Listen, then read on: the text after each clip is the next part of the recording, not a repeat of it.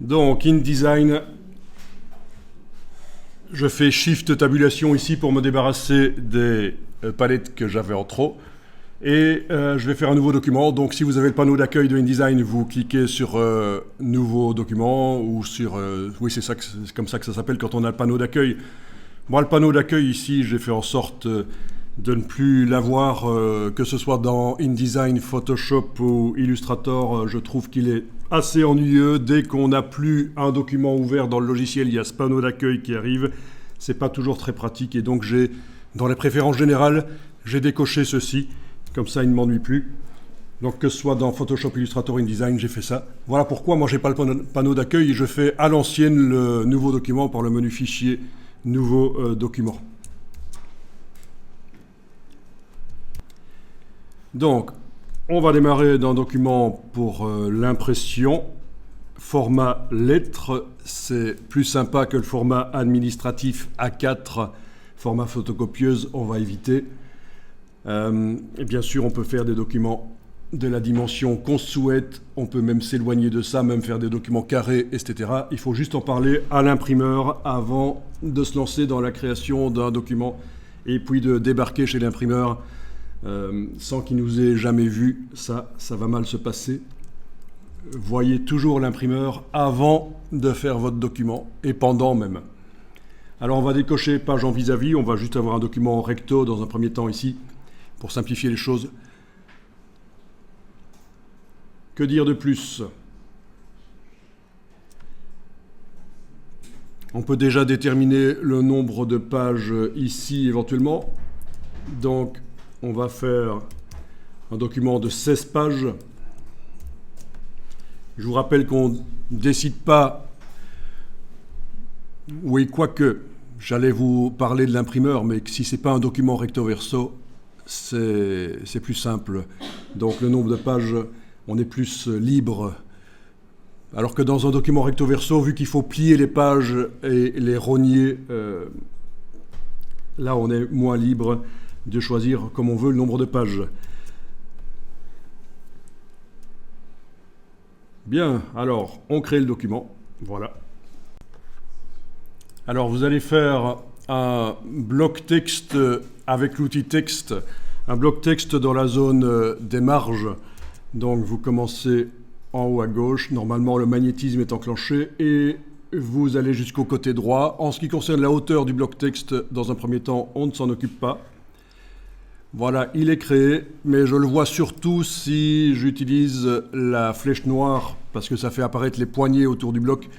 Donc le bloc n'est pas très visible. Moi ce que je propose, c'est dans un premier temps de coloriser temporairement le fond du bloc pour qu'on voit bien où il est.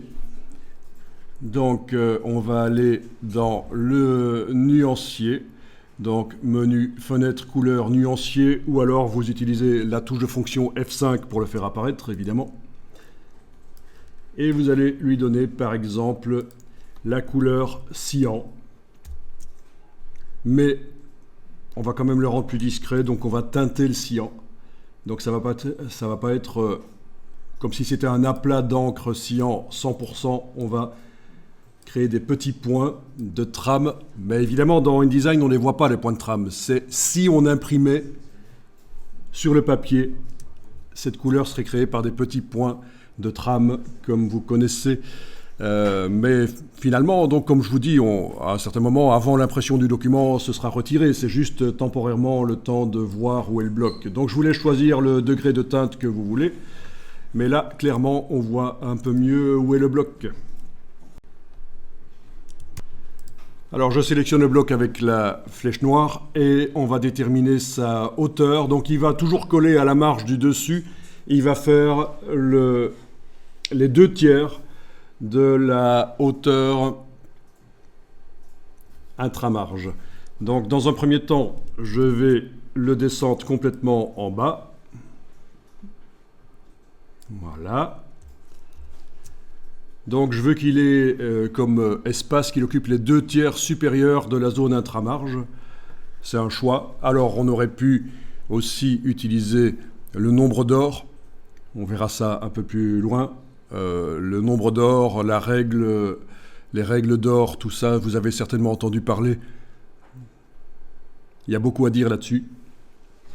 Mais on va ici faire les 2 tiers. Donc, dans un premier temps, ce bloc sélectionné, vous allez indiquer ici que c'est la partie supérieure qui ne va pas bouger quand je vais modifier la hauteur du bloc. Donc, vous cliquez. En fait, n'importe lequel des 3 points, dans ce cas-ci, ça marchera, puisqu'on ne va modifier que la hauteur et pas la largeur. Mais bon, voilà. Donc, la barre contrôle, j'imagine que tout le monde l'a. Dans le menu fenêtre, vous avez la barre contrôle. Personne ne m'a dit que vous ne voyez pas où c'est. Sinon, la barre contrôle, elle ne fait que montrer des choses qui viennent d'ailleurs dans InDesign, qui viennent des palettes. Et vous avez ici, dans les propriétés, vous voyez que vous avez ça. Et en fait, ça vient de la palette de transformation. Le panneau propriétés vous montre également ce qui vient de plein de palettes. Donc, si je vais dans fenêtre, objet et mise en page transformation, voilà, c'est de là que ça vient à l'origine, cette chose qu'on voit dans la barre contrôle au-dessus. Alors, vous avez ici le positionnement XY du bloc, mais c'est le positionnement de cette partie-là du bloc, supérieur, milieu, par rapport à l'origine des règles qui est en haut à gauche de la page 00. Si vous n'avez pas les règles affichées, c'est pas grave. Bon, tout ça pour dire que c'est pas là qu'on va aller jouer, c'est pas dans le positionnement XY, c'est vraiment dans la largeur et la hauteur. Donc on va aller ici dans la hauteur. Toujours bien ça qui est bien enclenché, oui, la hauteur. On va diviser par 3 la hauteur. Donc il faut faire une barre oblique et puis un 3. Et puis touche tabulation sur le clavier, donc la touche juste à gauche de la touche A. Et vous avez le bloc qui fait maintenant le tiers de la hauteur. Et puis maintenant, vous allez la valeur obtenue, la multiplier par 2. Donc toujours dans hauteur ici, il va falloir indiquer l'étoile 2. Touche tabulation. Et voilà, vous avez un bloc qui fait les 2 tiers de la hauteur. Donc, tous ces petits cartouches sont des calculatrices qui nous permettent de modifier les positions, les dimensions, etc. Donc, vous allez enregistrer le document. Voilà, et ce qu'on va étudier, c'est la ligne de base dans le bloc texte. Ça, c'est la chose qu'on voit maintenant. Donc, j'enregistre le document. Alors, vous allez faire 2 colonnes dans ce bloc. Donc, il est sélectionné. On est censé aller dans le menu Objet, Option de bloc de texte. Vous pouvez faire Commande B sur le Mac, CTRL B sur le PC. Et vous avez les options du bloc de texte. Et donc, vous allez décider du nombre de colonnes. On va mettre 2. Et normalement, vous voyez déjà derrière la gouttière qui sépare les 2 colonnes. Alors, elle me semble un peu faible au niveau de sa largeur. Vous voyez ce qui va se passer. Le texte de la colonne de gauche va être fort proche du texte de la colonne de droite. Alors, on va un peu aérer. Plus on aère, plus ça augmente en plus la sensation de luxe de haut de gamme. Aéré. Donc voilà, je vais par exemple mettre 10 mm, quitte à changer plus tard. 10 mm de gouttière. OK. Vous mettez le curseur texte dans le bloc. Et on va remplir avec, dans un premier temps, du faux texte. Alors le faux texte, c'est pas l'idéal. Il vaut mieux utiliser du vrai texte, mais là, on va y aller dans un premier temps avec du faux texte pour juste tester.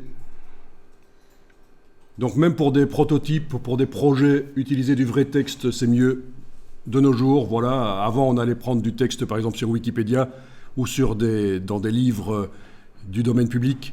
Maintenant, on génère ça par intelligence artificielle, le faux texte. Mais bon, voilà, vous avez clic droit, remplir avec le texte de substitution. Bien, alors on va aller voir dans la palette caractères, donc commande T, menu texte caractère, on va aller voir quel est, quand on clique dans le texte, la police, c'est du Minion Pro, c'est la police de base proposée par InDesign, on va garder ça. Pourquoi est-ce qu'il est indiqué Pro? Ils se la pètent quand même, ceux qui ont fait la police Mignon, ils ont indiqué qu'ils sont des pros. Non, sérieux, pourquoi est-ce qu'il est indiqué Pro? Ça veut dire que c'est une police étendue, qui est utilisable dans plein de langues différentes, avec tous les signes, avec des accents. Pas seulement l'anglais. Donc c'est une police qui contient énormément de caractères différents qui ont été décidés. Chaque fois que vous voyez le mot pro à la fin du nom d'une police, ça veut dire ça. C'est une police étendue, on appelle ça. Ok, alors la taille de la police c'est 12 points actuellement. Et l'interlignage, 120% de 12, 14,4. C'est pour ça que c'est indiqué entre parenthèses, c'est parce que c'est le logiciel qui l'a calculé pour vous. L'interlignage, on va pouvoir aller modifier ça par la suite.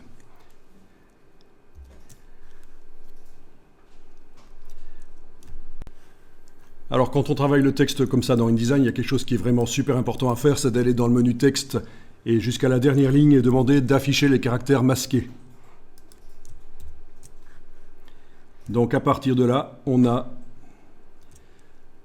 les balises qui apparaissent. Alors je vous rappelle que si vous êtes avec l'outil texte en train de travailler dans le texte là, pour avoir la main pour bouger le document sur l'écran, c'est la touche Alt, c'est pas la barre d'espacement. Forcément, barre d'espacement, ça mettrait des espaces. Donc ça, c'est l'exception. D'habitude, quand on veut bouger dans un logiciel Adobe le document sur l'écran, on utilise la barre d'espacement, mais là, quand on travaille du texte, c'est la touche Alt, la touche Option. Oui, quand je dis Alt, c'est Option. Hein. Avant, ça s'appelait Alt sur les claviers, maintenant c'est Option. Alors, vous remarquez quelque chose chez moi? Ah, on ne le remarque plus là. Ça a clignoté pendant un certain moment. Pourquoi ça clignote plus là? À un certain moment, les choses clignotaient. C'est un bug en fait. Mais il ne le fait plus là, tiens. Ah oui, non, c'est juste quand on sélectionne le texte avec l'outil texte. Voilà. Voilà, je sélectionne le texte avec l'outil texte. Vous voyez, c'est foireux. Donc ça, c'est juste parce que je suis avec un Mac. Et là, je vais dans le « à propos de ce Mac ». Je suis un Mac avec une puce M2. Et en fait, InDesign n'est pas encore adapté complètement à la puce M2 de Apple. Si vous avez un Mac avec la puce M1, ça passe. Mais M2, ça ne va pas le faire. Et donc, il y a ce petit bug du clignotement quand on sélectionne du texte. Mais en fait, c'est seulement quand les règles sont affichées. Donc là, je vais faire commande R. Les règles en haut et sur le côté gauche vont disparaître. Et là, quand je sélectionne, ça ne fait plus. Eh oui, c'est vicieux. Voilà, quand vous avez ce genre de problème, il suffit d'aller faire un petit tour sur Google et en 3 minutes, vous avez la réponse en fait. Hein. Dans les forums, on en parle. Vous avez les gens qui expliquent pourquoi ça ne marche pas. Bien. Ok, on peut enregistrer le document. Donc, quand vous êtes dans la boîte d'enregistrement, là, quand vous cliquez là, pour arriver jusqu'au fond, c'est flèche droite sur le clavier. Non, flèche du bas sur le clavier. Flèche du bas sur le clavier vous amène au fond et vous pouvez modifier. Si vous avez mis un nom trop long, comme moi, c'est pratique. Donc on va espacer les paragraphes entre eux pour quand même que ce soit plus agréable à lire. Donc je vous rappelle qu'à la fin, le fond bleu disparaîtra. Donc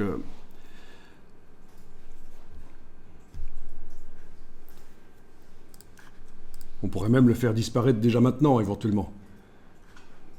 On le remettra s'il faut, mais sélectionnez bloc avec la flèche noire et enlevez le fond avec la diagonale rouge ici. Voilà. On voit qu'il y a un bloc maintenant, clairement, puisqu'il contient du texte. Donc, vous sélectionnez le bloc avec la flèche noire et on va modifier tous les paragraphes qui sont dans le bloc. Donc, remarquez que le remplissage avec le texte de substitution a rempli à fond le bloc, mais là, ça ne déborde pas. Je n'ai pas le petit signe plus ici. Bien sûr, on va faire des modifications, on va augmenter l'interlignage, etc. Et donc, à un certain moment, on aura du texte en excès. On aura du texte en excès, et donc, ce ne sera pas très grave pour ce qu'on veut faire. Et déjà là, maintenant, quand on va augmenter l'espace entre les paragraphes, il va indiquer en bas, à la place de aucune erreur, il va indiquer qu'il y a une erreur dans le document. C'est pratique, c'est ce qu'on appelle le contrôle en amont. C'est pour éviter les problèmes, éviter de se retrouver chez l'imprimeur avec un document qui a été imprimé et on se rend compte qu'il y a du texte qui n'apparaissait pas parce que le bloc n'était pas assez grand. Donc InDesign vous prévient avant. Donc ici, on va aller chercher la palette paragraphe, menu texte paragraphe, et on va, en ayant le bloc sélectionné, agir sur tous les paragraphes qui sont dans le bloc et on va les modifier. L'espace après paragraphe, c'est ici. Voilà. Et bien sûr, on peut régler avec des décimales s'il fallait. Ok, là je vais juste mettre 5,4 mm, touche tabulation, et voilà. À quoi ça sert? Eh bien, ça a l'air un peu ridicule, mais quand vous avez un long document avec plein de paragraphes, le fait de pouvoir modifier l'espacement précisément au millième de millimètre, même plus d'ailleurs, c'est au 10 millième, entre les paragraphes, vous permet, dans tout le long document, de faire en sorte que ça termine juste au bon endroit, à la fin, à la dernière page. Et si on vous dit, pour des raisons budgétaires, on doit enlever 16 pages dans le document qui en fait des centaines, en jouant là-dessus, vous allez ajuster très rapidement. Parce qu'on travaille dans les documents très longs, en flux continu, le texte coule d'une page à l'autre. Voilà, donc ça c'est juste la petite explication pourquoi est-ce que ça pourrait être intéressant d'indiquer des décimales pour l'espace entre paragraphes.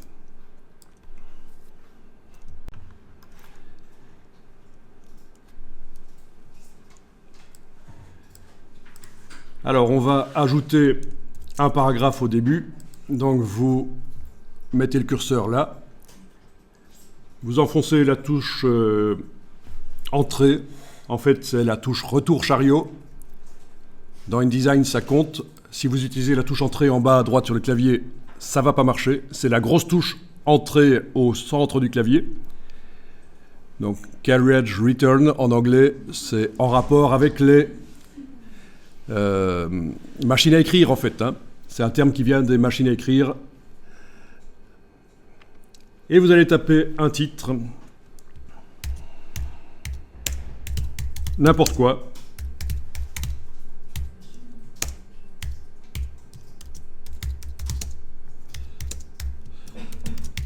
Voilà. Alors j'imagine que ce que j'ai écrit là, c'est correct au niveau orthographe. Il y a toujours des doutes. Donc qu'est-ce que je vais faire moi ici? Je vais sélectionner. Vous pouvez le faire aussi. Sélectionnez le titre que vous avez tapé et allez dans Édition, Orthographe, Orthographe. Et on va les vérifier. Donc ça a l'air bête, mais est-ce qu'il faut vraiment un E majuscule quand j'écris Europe comme ça? Est-ce qu'il faut un E majuscule quand j'écris Est comme ça? Ceux qui sont forts en français ici peuvent répondre, mais pas évident. Et donc, comme vous le voyez, la boîte orthographe qui s'est ouverte va faire une recherche dans la sélection, puisqu'on a sélectionné du texte. Il ne va pas faire une recherche dans tout le document, ni dans tout le bloc, ni dans tout... Voilà. C'est juste la sélection. Je clique sur Commencer. Il m'a trouvé aucune erreur, donc ça a l'air d'aller. Je clique sur Terminer. Si vous trouvez l'erreur, vous remplacez. Vous cliquez sur ce qui vous suggère au centre et vous remplacez. Si vous pensez que c'est juste ce qui vous suggère. Bon, il se trouve que j'ai installé un module externe de correction orthographique. Il y en a deux qui sont très connus. Prolexis, c'est français. Antidote, c'est québécois. La plupart des gens utilisent Antidote. Moi, j'ai Prolexis. Prolexis, c'est plus cher qu'Antidote, mais il a plus de possibilités. Mais Antidote, c'est très bien. Et alors, ça ajoute à InDesign la correction grammaticale, notamment, que InDesign n'a pas en standard. Ça paraît surprenant, mais il n'y a pas de correction de la conjugaison dans InDesign. Donc, Ça veut dire que si vous faites un texte vous-même, vous avez peut-être intérêt à le passer dans Word, qui a la correction grammaticale, lui, avant de le transférer par copier-coller dans InDesign. Puisque vous n'avez pas Prolexis. Et je vous dis tout de suite, vous n'arriverez pas à le pirater, parce que le numéro de série est généré spécialement pour l'ordinateur sur lequel on l'installe, en fonction du numéro de série du processeur de l'ordinateur. Voilà, donc c'est... Si vous arrivez à le voir pirater, vous m'en parlez, vous me le montrez, ça m'intéresse. Mais en principe, c'est inviolable. En principe, mais rien n'est inviolable. Ok, donc je vais faire quand même un petit check de la sélection au niveau grammatical. Ok, il n'a trouvé aucune erreur. Je vais peut-être le faire aussi une analyse typographique, parce que c'est ça la force de ce genre de module qu'on ajoute à InDesign, que ce soit Antidote ou Prolexis, c'est qu'il y a la correction typographique, et donc si vous n'êtes pas un pro de la typographie, ça peut vous aider. Bon, il n'a trouvé aucune erreur, donc ça a l'air d'être bon. Je voudrais juste savoir ce qui se passerait si j'avais mis Europe, dans mon cas, avec un E minuscule. Est-ce qu'il me trouverait une erreur si je lui demande de faire une analyse? Ok. Peut-être qu'il y a des mots mal orthographiés qui dit. Je vais peut-être faire un test de l'orthographe plutôt que de la grammaire. Voilà. Il me dit Europe, c'est pas bon écrit comme ça. Il faut l'écrire comme ça. Voilà. Bien, bon, ben, assez de blabla à ce propos. Alors, vous allez sélectionner tout le paragraphe, y compris la balise, c'est important parce que c'est une erreur quand on ne sélectionne pas la balise et qu'on modifie, comme on va le faire, la taille du texte. Donc, si on modifie que la taille du texte, mais pas la balise, ça crée des problèmes d'interlignage après. Donc, voilà, c'est de là que ça vient, les problèmes d'interlignage qu'on voit parfois dans InDesign. Quand on oublie de modifier aussi la taille de la balise. Donc là, la balise est bien sélectionnée. Et on va augmenter pour faire un titre. Voilà. Donc on a toujours l'interlignage qui est à 120% de la taille du corps.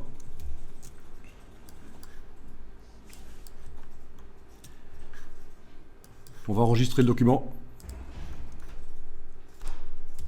Donc, je clique, flèche vers le bas, pour aller au fond, numéro 3, voilà. Un truc qui peut être bien pour les titres, c'est de les aligner éventuellement sur la droite. Donc dans la palette paragraphe, on va tenter un alignement sur la droite. Comme ça, on s'éloigne un peu du look document Word pour d'aller vers quelque chose qui est un peu plus sérieux point de vue mise en page. Alors vous allez absolument éviter de faire des titres et encore moins des paragraphes. Il faut éviter de faire du texte centré. Ce n'est pas très gracieux. Après, c'est un conseil, c'est une règle à appliquer et comme toute règle, elle est faite pour être contournée au cas par cas, parfois, dans certaines circonstances, si on veut faire un certain design. Donc je ne dis pas qu'il ne faut jamais le faire, mais je dis plutôt que d'habitude, il vaut mieux ne pas le faire. Donc, alignement à droite. On va aller décocher dans la palette paragraphe la césure, donc la coupure des mots. Voilà.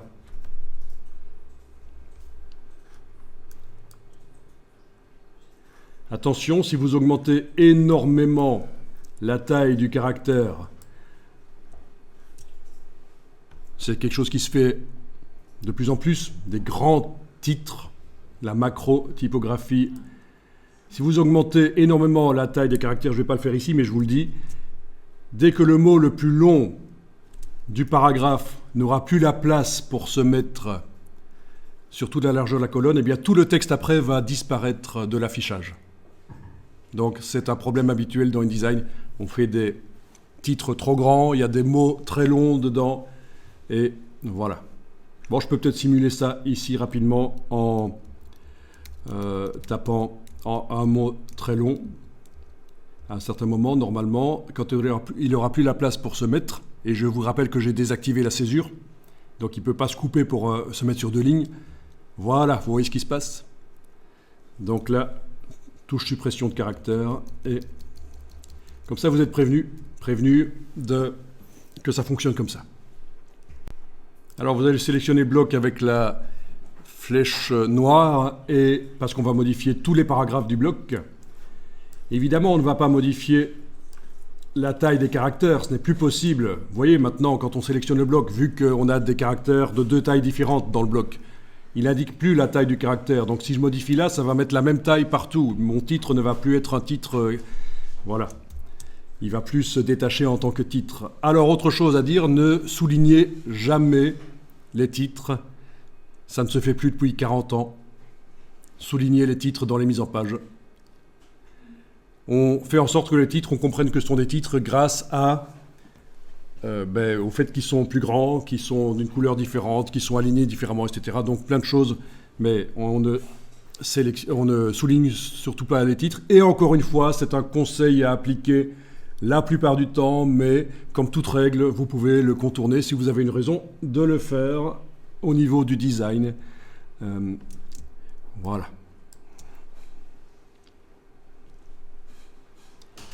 Et donc ici, on va enclencher l'approche métrique, optique à la place de métrique, excusez-moi.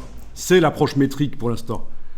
Vous allez passer en optique et sur tous les caractères qui sont dans le bloc, l'espace va être réglé au cas par cas entre chaque paire de caractères pour que les mots fassent davantage bloc. Par exemple, moi ici, j'ai l'impression, je ne sais pas si vous le sentez, mais le mot pleine, j'ai l'impression qu'entre le N et le E, il y a un peu trop d'espace. Normalement, si on passe en optique au lieu de métrique qui est juste le truc bêtement mathématique, eh bien, ça va régler tous les problèmes. Voilà, vous avez vu que ça a bougé un peu. Ça, c'est métrique, ça, c'est optique. Donc, ça, c'est un super conseil quand vous faites du texte dans un logiciel Adobe, que ce soit Photoshop, Illustrator, InDesign. Enclenchez toujours l'approche optique.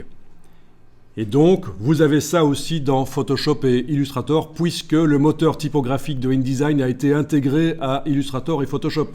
Donc maintenant, la typographie, c'est aussi bon dans Illustrator et Photoshop. C'est juste pas adapté pour faire des longs documents. Mais pour faire des posters dans Illustrator, des flyers dans Photoshop, tout ça, ça marche. Si vous faites du texte dans Photoshop, il faut connaître l'astuce pour arriver à générer un fichier qui pourra être imprimé avec le texte net. Il faut juste enregistrer au format Photoshop PDF. Et alors, vous aurez dans votre PDF les pixels des images, qui seront des pixels bien sûr, mais par contre, le texte ne sera pas transformé en pixels, il sera super net. Donc, une astuce à noter si vous faites du texte dans Photoshop, pour que le texte reste net dans le fichier, on enregistre au format Photoshop PDF, dans la liste des formats quand on fait enregistrer sous dans Photoshop.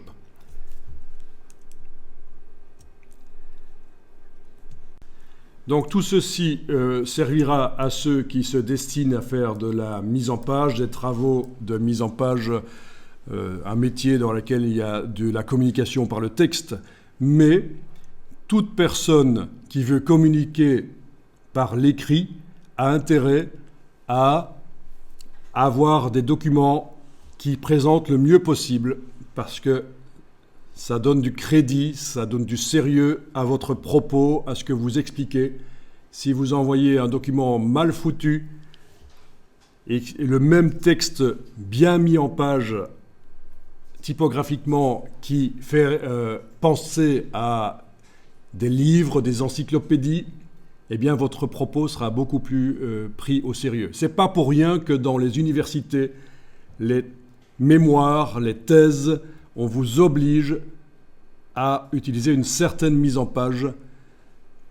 Vous ne pouvez pas, pour vos mémoires et vos thèses en université, faire votre propre mise en page. Vous êtes obligé de faire selon les critères qui vous sont imposés. C'est pas toujours typographiquement correct ce qu'on voit, c'est pas toujours très agréable à lire. L'interlignage déjà est très important. On vous impose un interlignage important plus important que la normale. Pourquoi? Mais pour que les relecteurs puissent écrire des annotations entre les lignes. Donc déjà, ça semble bizarre comme document. Donc c'est connu. Quand on veut convaincre quelqu'un par le texte, un beau texte, et donc quel que soit votre métier, votre secteur d'activité, ça peut aider. Et c'est transposable bien sûr aussi sur le web. La typographie sur le web, c'est important aussi. Ah oui, concernant les universités, il y a juste un truc qui me chipote. C'est qu'ils imposent un interlignage particulier. Et ils indiquent, par exemple, je ne me souviens plus, 1,8. Et alors on pourrait se dire, tiens, c'est 180% de la taille du caractère, 1,8. Pas du tout. C'est 1,8 réglé dans les logiciels Microsoft. Et ça ne correspond pas du tout à 180%. Donc ça, c'est quelque chose qui est connu dans le monde de la mise en page. Le réglage d'interlignage dans Word et dans les logiciels Microsoft d'une manière générale, même les typographes professionnels ne comprennent pas d'où ça vient, ce que ça veut dire.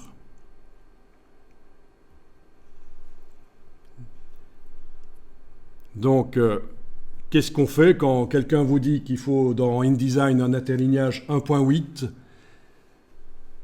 Si c'est le 1.8 du Microsoft, il faut faire des tests, il faut mesurer. Quand je fais 1.8 dans Word, qu'est-ce que c'est réellement comme interlignage dans InDesign? Voilà. C'est documenté, vous pouvez faire une recherche sur le web, vous allez trouver des gens qui parlent de ça. Et moi, ce qui me chipote, c'est surtout que, voilà, dans les universités, qu'on vous donne comme consigne dans les mémoires et dans les thèses de faire un interlignage qui est spécifique à une seule marque de logiciel Microsoft, c'est un peu tangent comme démarche. Ça veut dire, vous utilisez forcément Word pour faire votre thèse ou votre mémoire. Pas le choix. Vous utilisez Microsoft, ça va de soi. Mais non, ça ne va pas de soi. Dans une institution publique, on ne peut pas être attaché à une marque, à un fabricant de logiciels. Donc là, comme on dit en Wallonie, il y a une sakwek en vanna. Fin de la parenthèse.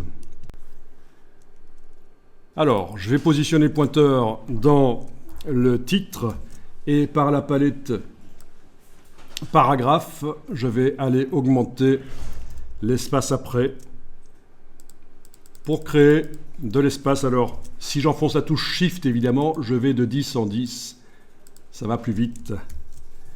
Et donc, je dois zoomer en arrière, regarder ce que ça donne. Éventuellement, je peux enclencher l'aperçu en bas à droite de la palette des outils quand vous l'avez affiché en 2 colonnes. Ce que je vous conseille, ne gardez pas la palette des outils en une colonne. Donc, l'aperçu. Bien sûr, il y a le raccourci clavier, mais touche W, mais bon. Et donc, voilà, vous êtes censé ici régler l'espace après le titre pour que ça ait l'air correct. Et ça, il faut le sentir. C'est comme de la peinture, c'est comme quand vous faites une composition en peinture ou un trucage dans Photoshop ou quoi. Vous avez, quelque part, dans votre esprit, vous sentez à quel moment c'est bon.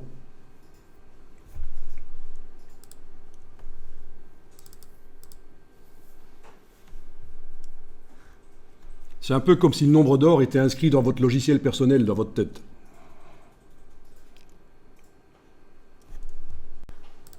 Alors on va enregistrer le document. Évidemment, ici, pour les besoins du cours, on enregistre plus qu'on ferait normalement. Je vais réafficher en affichage normal, même si on sait travailler tout à fait en affichage aperçu, mais voilà. En fait, quand on travaille dans InDesign, on passe souvent de l'un à l'autre, mais il est tout à fait possible de manipuler toutes les choses en étant en affichage aperçu. Alors voilà, on a quelque chose ici qui se passe, c'est que les lignes de texte d'une colonne à l'autre ne sont pas dans le prolongement On est d'accord? Ça, c'est depuis qu'on a mis le titre. Parfois, on a l'impression qu'elles sont dans le prolongement l'une de l'autre. Et parfois, pas du tout. On va faire en sorte qu'elles soient dans le prolongement l'une de l'autre. C'est ce qu'on appelle l'alignement sur la grille de ligne de base. Et ça fait partie des 36 petites choses qui ont l'air un peu ridicules, prises une à une, séparément. Tous ces réglages ont l'air un peu foireux, qui n'apportent pas grand-chose, mais quand on les additionne, c'est comme le réglage optique, là, par exemple. Ça, c'est déjà quelque chose d'intéressant qu'on a fait pour améliorer l'aspect du texte. Tout ça fait en sorte qu'un document va avoir l'air davantage correct. Donc, il y a deux manières de faire l'alignement sur la grille d'une ligne de base, soit sur celle du document, soit sur celle du bloc. On va le faire dans un premier temps sur celle du bloc, c'est-à-dire qu'on va utiliser une grille qui sera spécifique au bloc. Donc, vous allez demander, et là vous êtes avec l'affichage normal, en bas à gauche, vous allez demander affichage, grille et repère, afficher la grille de ligne de base. Voilà, vous avez une grille qui arrive là. Enfin, une grille de lignes. Je ne sais pas si on peut appeler ça une grille s'il n'y a pas des lignes verticales, mais... Alors, si on va dans le menu InDesign en haut à gauche, donc dans les préférences, si on va dans les préférences qui concernent les grilles, voilà, grille, vous avez les informations sur la grille de ligne de base du document. Et le pas est à 12 points. Bon, je clique sur annuler. Ah, il y a quand même quelque chose qui serait intéressant.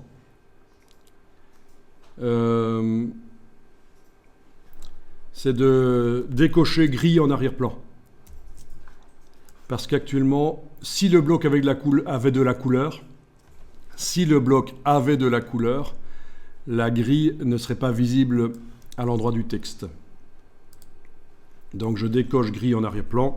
Ici, ça ne va pas faire de différence, mais en tout cas pour la suite, quand le bloc aura de la couleur, ça fera une différence. Oui, hein, si on lui met de la couleur, si je lui remets de la couleur de fond, ça va tout de suite se voir que si l'option grille en arrière-plan est cochée, voilà, la grille n'est pas visible parce que la couleur du fond du bloc empêche de voir. Bon, ici, je vais juste retirer la couleur et remettre donc les grilles en avant-plan en décochant grille en arrière-plan, tout simplement.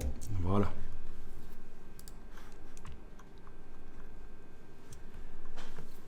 Alors, on va sélectionner les paragraphes de texte, y compris ceux qui sont en dehors du bloc. Si je sélectionne le bloc et je vais dans la palette fenêtre information, non pas ça. Si je mets le curseur texte dans le bloc et que je vais dans le menu fenêtre information, il m'indique combien de caractères ne sont pas visibles, combien de mots ne sont pas visibles. Donc on a du texte en excès, tout à fait normal puisqu'on a augmenté l'espace entre les paragraphes.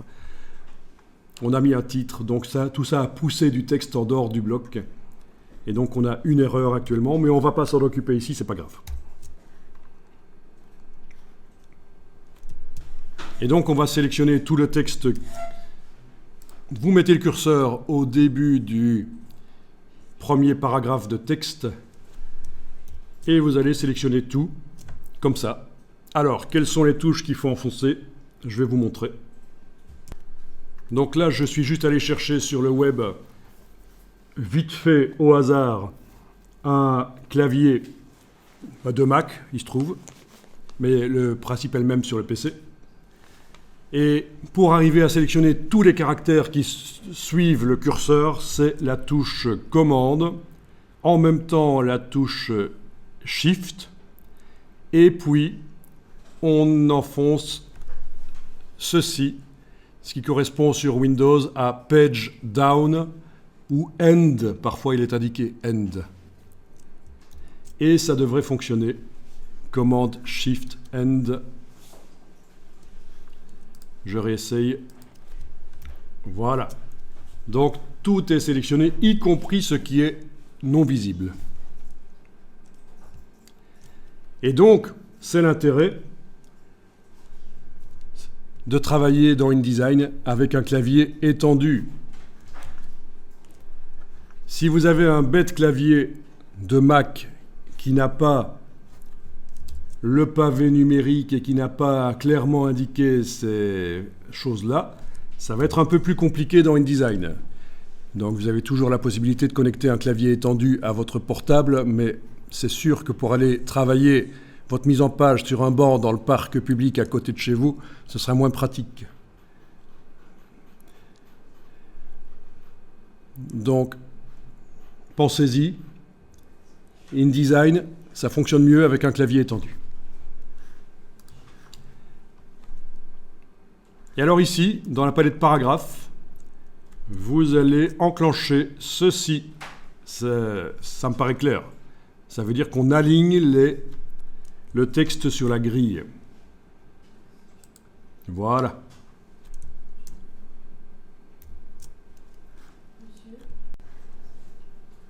Voilà, donc comme vous voyez, c'est bizarre. Le texte se met sur une ligne sur deux. C'est foireux. Donc, on va régler le problème. Avant ça, je parle du problème que tu as eu. Tu étais en zoom arrière. Peut-être pas autant que ça, mais sur ton ordinateur, tu étais en zoom arrière et la grille n'était pas visible. Et quand tu as zoomé en avant, elle est réapparue. Ça, c'est parce qu'il y a un réglage, en fait. On considère que quand on zoome en arrière, la grille, on n'a plus besoin de la voir. On est en train de visualiser le document dans son entièreté pour juger de sa qualité. C'est en fait dans les réglages préférences de grille, vous avez ici le seuil, 75% ici. C'est le seuil de zoom à partir du moment où la grille n'est plus visible.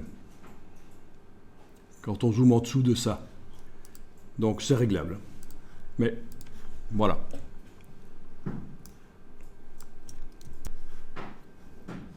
Ok, donc accrochez-vous parce que c'est pas évident à comprendre ce qui va être expliqué ici. On a du texte à, dans la palette de caractères c'est indiqué, 14,4 points d'interlignage. Vous avez la même chose? Bien. Vous avez donc le problème ici aussi.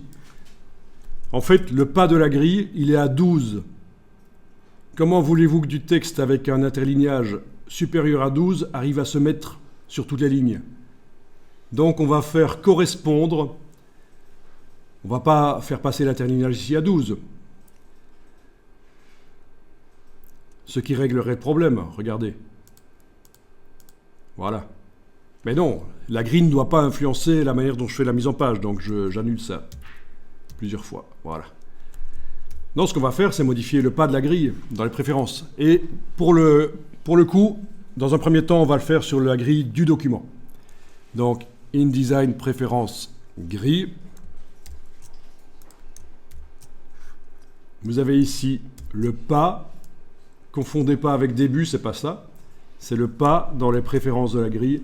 Et on va mettre la même chose que notre texte principal dans le document, qui est actuellement du texte avec 14,4 d'interlignage. Touche tabulation, voilà, c'est bien 14,4 points. OK. Et voilà, le texte colle sur la grille et d'une colonne à l'autre, il est dans le prolongement. Alors, on va faire un style de paragraphe. Pour la suite, ça va nous servir, vous allez voir. Donc, vous allez dans le menu texte, style de paragraphe. En ayant le texte sélectionné, il va nous servir à générer un style. Les caractéristiques du texte actuel vont générer un style. Actuellement, vous voyez qu'on a démarré du style standard qui était livré avec le document, quand on a créé le document, et on l'a modifié. Le petit signe plus indique qu'il a été modifié, donc si on survole, on voit quelles sont les modifications qu'on a apportées. Donc, espace après 5,4 mm, alignement sur la grille de ligne de base, approche de paire optique. Voilà, ça c'est les modifications qui ont été apportées. Et on va créer sur base de ça un nouveau style. Et en fait, tout le texte ne doit pas nécessairement être sélectionné. Si vous mettez le curseur texte dans n'importe lequel des paragraphes, même sans rien sélectionner, ça va générer un style sur base de ce paragraphe. Ils sont tous pareils, on est d'accord, hein. Au niveau de leurs caractéristiques, à part le titre bien sûr au-dessus, mais tous les autres sont pareils. Donc on va dans le menu de la palette style de paragraphe. Et on va demander nouveau style de paragraphe. Et on va l'appeler corps du texte. Et en anglais, je vais l'appeler body text.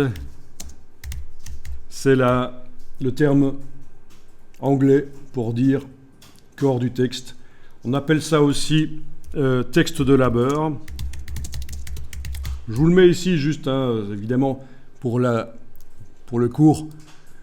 Texte de labeur. Donc c'est le texte principal. C'est aussi le nom qu'on donne.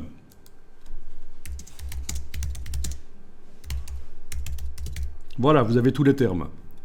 Ça désigne la même chose, c'est le texte principal dans le document, corps du texte, body text, texte de labeur, texte principal, c'est la même chose. OK. On va cliquer sur OK. Et vous avez fait un style. Il n'est pas actuellement utilisé par le texte parce qu'on a oublié quand on a fait le style de cocher une option qui s'appelait appliquer à la sélection. Mais si on resélectionne tout le texte, on peut lui appliquer le style corps du texte. Donc je vous rappelle, mettre le curseur au début, là, commande majuscule, touche End. Voilà.